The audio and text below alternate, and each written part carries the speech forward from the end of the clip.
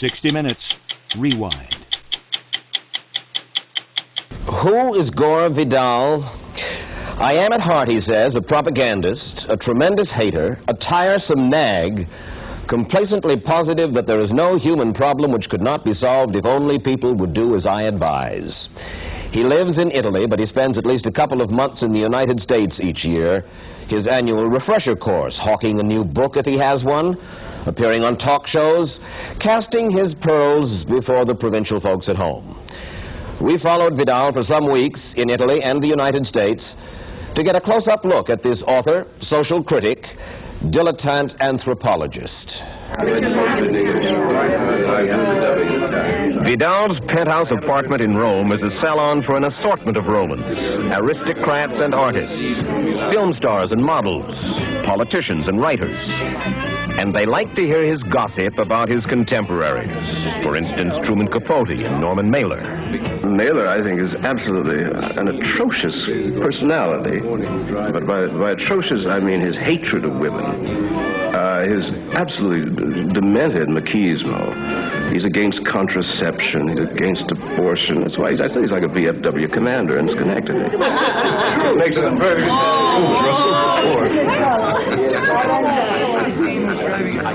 I said, Truman Capote has spent most of his life trying to get into a world with some success that I have spent most of my life trying with some success to get out of. This man has shared Vidal's life for 24 years. Howard Austin, friend, cook, social secretary.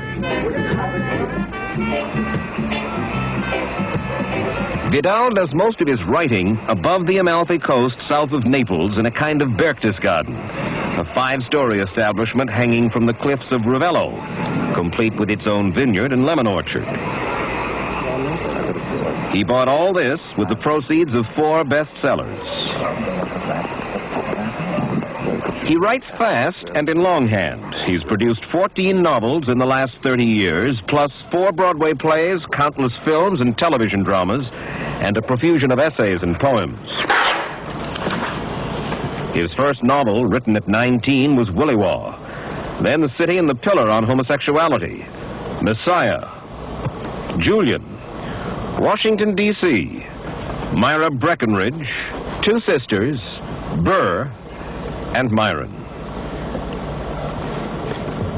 He has been variously labeled a superlative writer whose elegance is unmatched and a sly pornographer who squanders his formidable talent. At 10, he read the congressional record to his blind grandfather, Senator Thomas Gore. His father, Eugene Vidal, was FDR's chief of civil aviation. His mother, remarried to Louis Auchincloss, made him a stepbrother to Jacqueline Bouvier, later Kennedy, because her mother also married Auchincloss. Thus, a relationship to the Kennedys, support in his losing bid for a congressional seat in 1962, and entree to the White House. His political satire, The Best Man, was a big Broadway hit while Jack Kennedy was president. But it's supposed to be When we sat down in his living room at Ravello, we talked of sensuality and sin, of politics and people. We began with Jack Kennedy. I liked him tremendously, and I hang his picture in my library, not as an icon, not as a memory of Camelot, not as a memory of glorious nights at the White House or in Bel Air, but never again to be taken in by anybody's charm. That he was one of the most charming men I've ever known, one of the most intelligent, and one of the most disastrous presidents I think we've ever had. Vidal blames Kennedy most for committing the United States so substantially to Vietnam. And prepared the way for the corn-pone Genghis Khan, Lyndon Johnson's attempted conquest of Asia. And we're still paying for that. What is your current relationship with Mrs. Onassis, your stepsister? I haven't seen her since 1962. There's no reason for our lines to cross. She was devoted to Bobby Kennedy, and I was, as you know, plainly not. And we fell out over that. And we've not come each other way. I kind of like her, though. She's very bright, unlike most of the family. She is quite intelligent, quite shrewd, knows exactly what she wants, which very few people do. And I think kind of admirable. Good First Lady? Oh, that? No, very bad, I should think. But then you throw my ideas of first ladies, and what a god-awful phrase that is. Presidents' wives, I mean, mine is based on Mrs. Roosevelt. Whom you admired immensely. Yes, and I think that if you are given a great place in life, you must do something in exchange for it. I'm an old-fashioned Puritan about that. And she had no interest in anything but herself. Mrs. Kennedy? Yeah, which is all right. I mean, that's her character. But it is not noble. Vidal can be at his most engaging and provocative when he talks of sex. But when it comes to love, he is somehow uneasy. Love, Gore. Well, that's a moving phrase. What does it mean, as far as you're concerned? Well, I don't like the word love. It's like patriotism. It's like the flag. It's the last refuge of scoundrels. When people start talking about what wonderful, warm, deep emotions they have, and they are loving people, I watch out. Somebody's going to steal something. Romantic love, as Americans conceive it, does not exist, hence the enormous divorce rate, because whatever it is sexual that first brings them together. When that cools, there's often not much left. You've lived with a man for 23, 24 years.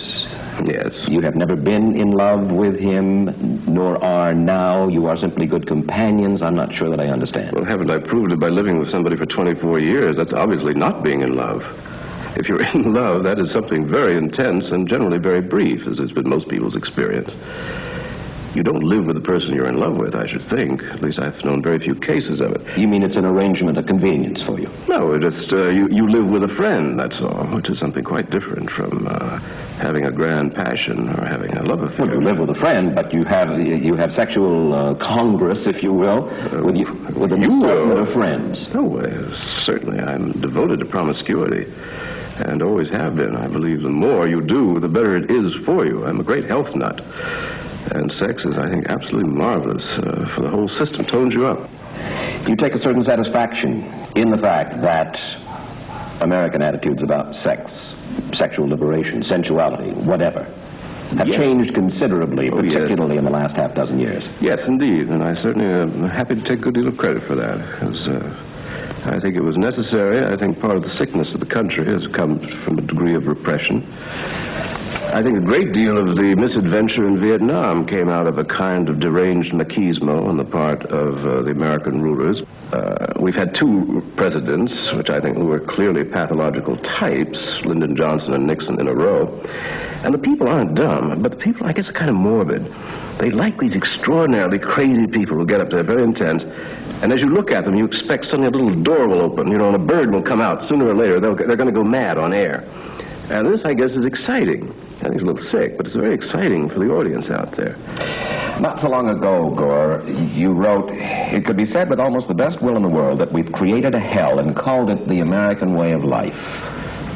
Serious? Oh, I think serious, yes. Certainly most people living in America would agree. I saw the last statistic on people who wanted to emigrate was something like 34 million Americans wanted to emigrate, preferably to Australia. Where in the world did you see that statistic? Gallup poll. I read the Gallup poll faithfully. Of course, I don't believe it when it goes against my prejudices, but whenever it does supports one, I always quote it. The fact is that his statistics are wildly wrong. The Gallup poll said no such thing. We went along with Vidal on his yearly inspection tour of the United States to watch him as he sought to confirm his prejudices. These yearly hegiras, these back-home pilgrimages, are for him a mixture of Chautauqua, sales meeting, and Sunday sermon. He loves to startle. He wants to drop pebbles into a sensitive pool and watch the waves he causes. He looks like the most respectable of men and then expresses the least respectable views. I said, he could strangle Pat to death on the television. And they would say, no, she was having a heart attack, and he was holding her up by the neck.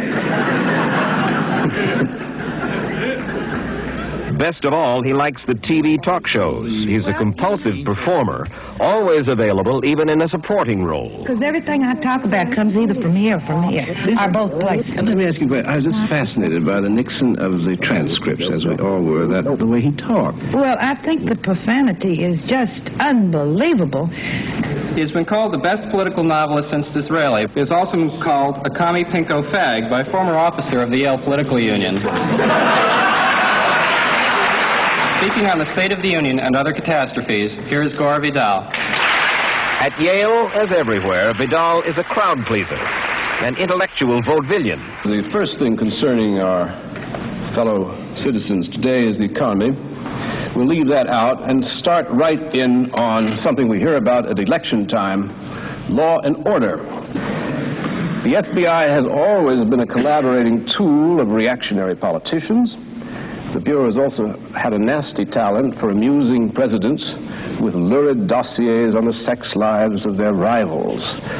I remember Jack Kennedy once showing me a little report on his vice president, Lyndon Johnson, on his private life in peccadillos, and Jack said, "You know, Lyndon's very active." That was a case where the information put the vice president in good standing. But then we always said that Jack would do for sex what Eisenhower had done for golf. Now some modest proposals for the future of the American empire. At the moment, things are not going very well. Can you hear in back? I was told this thing didn't work. No? More projection? At the turn of the century. You hear that? I say 1/3 of a nation.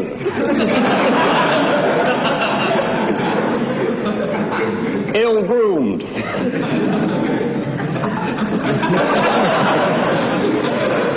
We will do no more Roosevelt imitations for those of you too young to remember. I'm one of the few people who used to be able to do Eisenhower.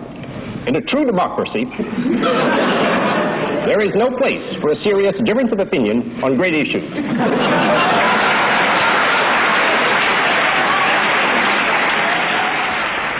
He sells books when he does the lecture circuit, but he sells tickets too and pockets a big fee. And he likes the feedback that he gets, the questions from the audience. You remind me of a woman I once had at a meeting who got up and said, in the Salinas Valley, "Mr. Vidal, as an ordinary housewife, what can I do to fight communism?" is my first question. And secondly, Mr. Vidal, what is communism?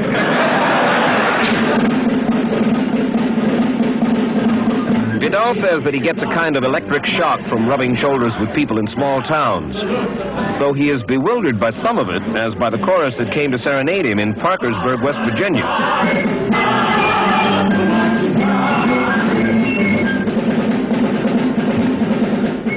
His tour began on the East Coast and went on for a month of one-night stands.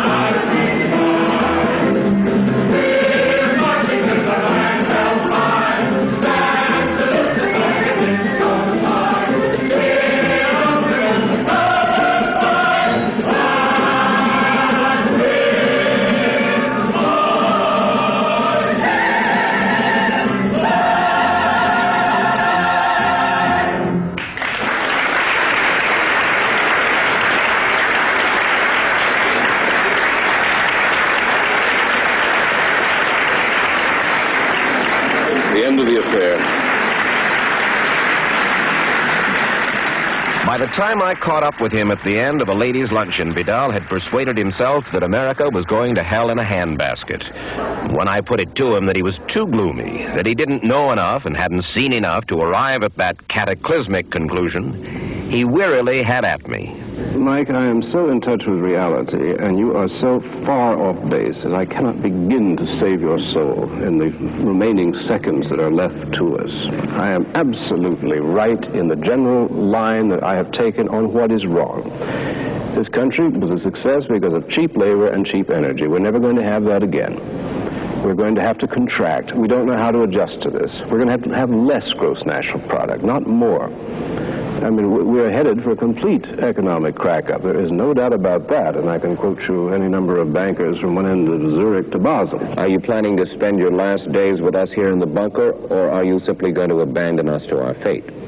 You know, this idea that I'm some sort of expatriate, it makes, it's good publicity for those who would like to undermine my views. But I never have been an expatriate. I've been involved in elections and in the life of this country. Now, I think as the times get bad, and I see darkness all around me, and I see these disintegrating cities, and I watch these frightened people, they're getting scared, I would be very inclined then to return, because if there is a disaster, then you have a part to play. And I think that if the world is about to end, or at least the society as we have known it is cracking up, then it's best to end your days, as it were, on native ground. Nonetheless, it turns out, Vidal is still an expatriate in Ravello. In his basement gymnasium there, he contemplates past glories in the posters on his walls, while toning up his muscles, no doubt, against that impending doomsday.